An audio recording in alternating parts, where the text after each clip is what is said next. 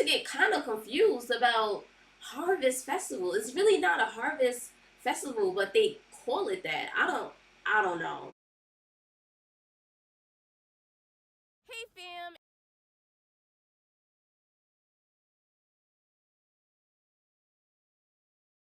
it's your girl Ashley and I get back with another video, and today I'm going to be checking out for the first time Lost in the Pond, and the title to this video is called British Thanksgiving Ain't Got Nothing on America. I'm not exactly sure if that's a good thing or a bad thing, but your girl is about to find out. If you're new here and would like to check out my other videos, I'll have the link up at the top if you guys would like to join my Patreon or follow me on Instagram. Links will be down in the description below. Don't forget to like, comment, subscribe, all of that good stuff. Enough of me talking, let's get straight into this reaction.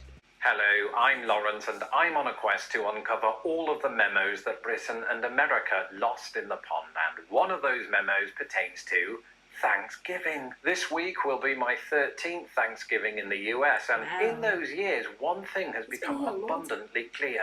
Britain's Thanksgiving ain't got nothing on America. Now wait, Lawrence, whoa there, back up the truck. Did you just use the words Britain and Thanksgiving in the same sentence? Have you been at the bourbon again? And the short answer is yes, but that's irrelevant. While a national holiday by the name of Thanksgiving is normally associated with Canada, Brazil, Liberia, the US, its territories, and the island nation of St. Lucia, the holiday has its roots in Old English traditions. You see, the Pilgrims brought many things to North America, the English language, scurvy, but they also brought the idea of giving thanks for one's blessings and celebrating harvests with a feast. Granted, Spanish settlers in Florida had already celebrated their own version of Thanksgiving years earlier, but it was that 1621 feast celebrated by Pilgrims and Native Americans that ultimately kick-started the Thanksgiving we know today. In Britain, celebrations of thanks remain in the 21st century in the form of harvest festival.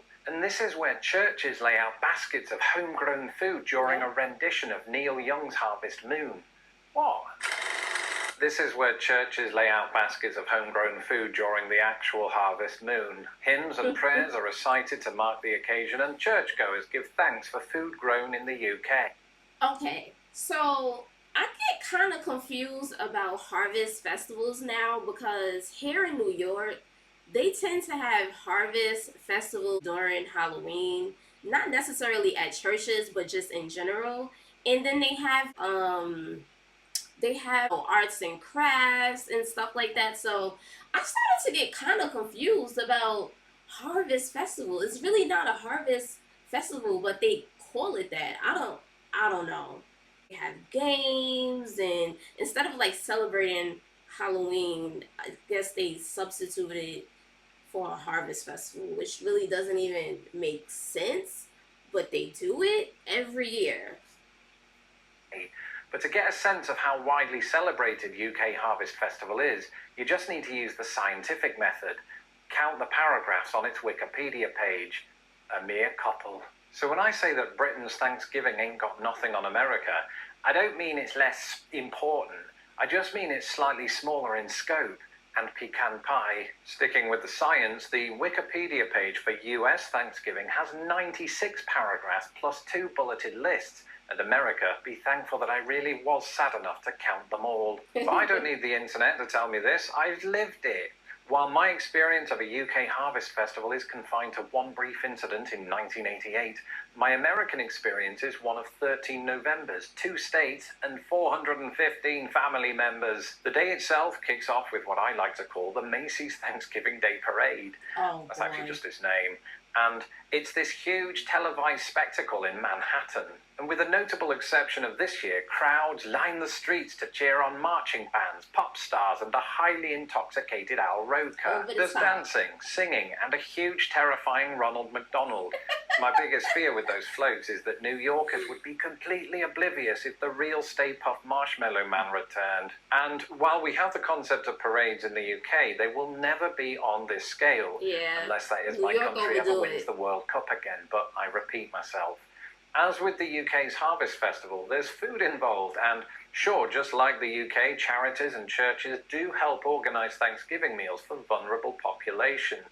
There's food involved too at harvest festivals that's at the church. But like I said, I don't know. They celebrate harvest festivals different in certain areas. It's the weirdest thing, and it's literally confusing. Good work. But unlike the UK, the food also makes its way to the dinner tables of most families throughout the land. It's a time when we all come together and give thanks for a bountiful harvest, even if our full stomachs refuse to do the same. A typical menu consists of food indigenous to the Americas, so turkey, stuffing, green beans, cranberry sauce, pumpkin pie, sweet potato pie, and a bag of Funyuns if I'm feeling brave. Back home, the nearest equivalent to this is probably the Christmas meal, which is also the nearest equivalent to America's Christmas meal, but more on that in December. And even though I'll be staying at home with the wife and cat this year, that won't stop the three of us from watching planes, trains, and automobiles. And if you think that a certain someone might get distracted by a toy mouse 5 minutes in, my cat is here to keep me in check. All right, Kalka, what are you thankful for this year? The subscribers. Me too. Without all 183,000 of you, this channel would be nothing. Your subscribers, he thinks he's got his own channel. What? When? Really? Well, when does this mysterious channel of yours launch? Right after this video. Are you being serious? Anyway, Planes, Trains and Automobiles has the rare distinction of being a film about Thanksgiving. But even though I had a VHS of the film since about the age of 8, I always had this idea that Steve Martin's character was in fact trying to get home for Christmas, and that Thanksgiving just meant giving presents. And it's a little bit amazing how much this film resonates once you've actually lived in the United States, specifically in my case, the Midwest. Because little did I know it when I lived back in England, but the film is a send-up of how much we really do travel during the Thanksgiving holiday. Each Thanksgiving, millions of Americans travel across or from out of state in what is among the busiest travel times in the year. And in addition to all of that travel, Americans spend big. Every year, tens of billions of dollars are recorded on Thanksgiving-related expenditures. And sadly, at least $2 of that does go toward Funyuns. All right, but just so we're clear, I'm busy with my own stuff. I can't help you with this, all right? Here we go. His cat is cute. You enjoy it, you gotta look over here. But even when the day of Thanksgiving is over, the spending is not. Oh, and that's Black because Friday. The 20th century introduced a concept called Black Friday. And this is where shoppers queue up around the corner of major retailers to... They go crazy. They fight each other, kill each other. I went shopping a couple of times on Black Friday. I honestly feel like it's really not worth it. You're really not saving a lot of money. Yeah, I feel like if I can't save, let's say $500 on, I don't know. I don't know. I don't know. I just feel like it's overrated. It's just not worth it. You're just saving a couple of bucks. Yeah, you're just saving a couple of bucks. I think Cyber Monday is better than Black Friday, in my opinion. Get discounted rates on anything from dishwashers to the long discounted films of Tom Selleck. My first experience of Black Friday was literally weeks after I moved here. But I want to know if people are literally saving thousands of dollars. Like, if you're going to go buy a dishwasher, how much are you really saving on Black Friday? Are you literally saving like $500 off that dishwasher? Is it $100? I would like to know. I've never really bought in any electronics on Black Friday. I never bought any electronics, any appliances.